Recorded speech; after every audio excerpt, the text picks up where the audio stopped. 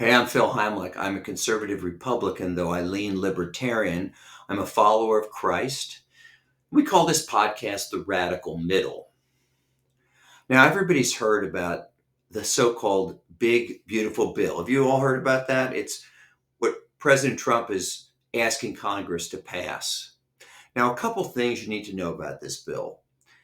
It provides for a massive transfer of wealth from low income people to the wealthiest people.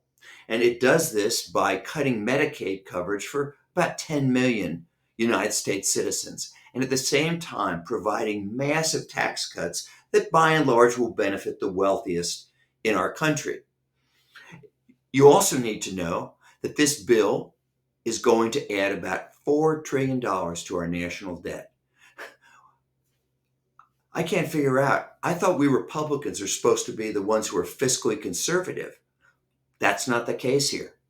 But those two items have gotten a lot of attention. But I want to share with you something that has kind of been hidden in the bill that most people don't know about, or at least haven't talked about.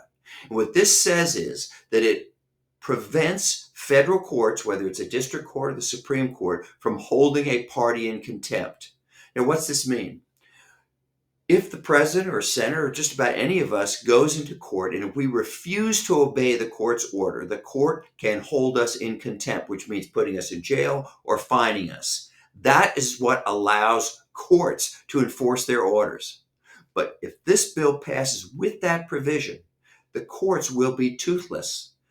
In other words, if they order the Trump administration to stop deporting people without giving them due process, the president can just say, too bad, I'm not going to follow it. And there's nothing the courts can do.